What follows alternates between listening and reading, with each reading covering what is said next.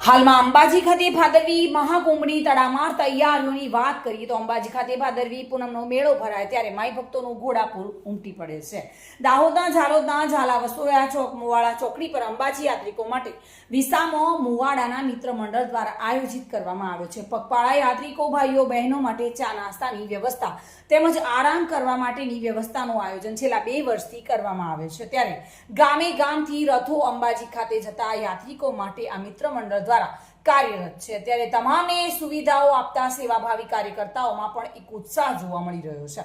ત્યારે પગપાળાથી લોકો આવતા જતા યાત્રિકો નાચતે ગાજતે બોલ મારી અંબેના જય અંબેના નાદ સાથે અહીંયાથી પસાર થતા હોય છે અને તેમના માટે આ સેવાભાવિકો પણ સેવામાં ખડે પગે રહે છે।